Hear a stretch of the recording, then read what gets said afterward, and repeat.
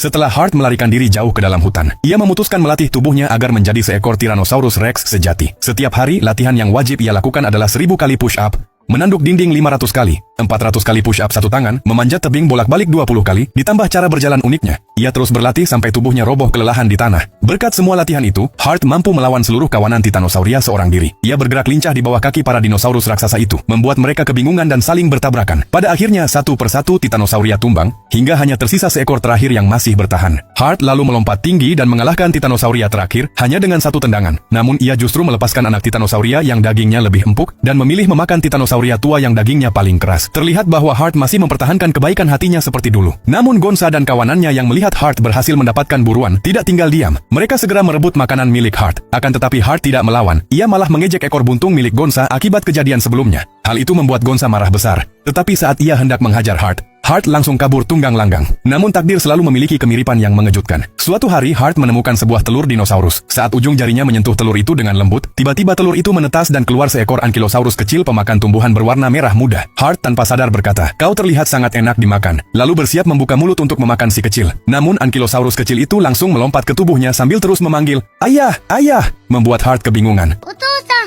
ima boku no namae yonda desho?" "Namae?" "Omae umasou da tte itta. Namae yondaんだからお父さんだよね。umasouってとってもいい名前。でも、どういう意味?" Sebelum Hart sempat bereaksi, Umasu sudah menangis sambil berkata bahwa dirinya lapar. Ia melompat-lompat di atas kepala Hart hingga hampir jatuh ke tanah. Hart pun kaget dan segera memperingatkannya bahwa tubuhnya masih terlalu kecil untuk berjalan dengan dua kaki. Setelah mengatakannya, Hart langsung terdiam. Ia baru sadar kalau dirinya malah mengkhawatirkan keselamatan makanannya sendiri. Karena sudah terlanjur begini, Hart hanya bisa menghibur dirinya sendiri dengan berpikir bahwa akan lebih baik memakannya saat Umasu tumbuh lebih besar nanti. "Sukkoku oishii yo. Otousan, 食べないの?"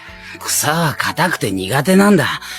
お前、俺の分もいっぱい食べて大きくなれ。僕いっぱい食べて大きくなる。